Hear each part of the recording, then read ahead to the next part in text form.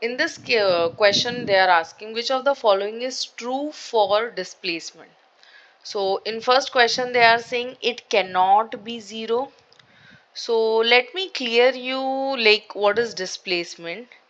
Displacement is something, it can be positive also, negative also, as well as it can be 0 also. ठीक है. So but obviously बात है this like it is false.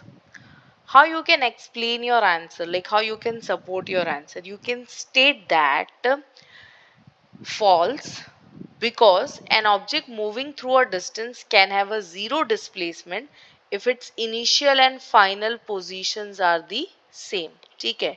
So in such instances, if the initial and final position is basically the same, displacement is nothing but the 0. Okay, hope this answer. Moving up with the next one, in the second question, they are saying its magnitude is greater than the distance traveled by the object.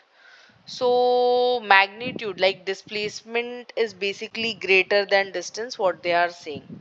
So, let me clear you, even this statement is basically nothing but it's false. Displacement, basically, if you check with displacement, so displacement can be equal or less than distance. Okay, it can't be greater. So you can support your answer or you can express your answer in such a manner false, because displacement of an object can be equal to but never greater than the distance traveled by the object.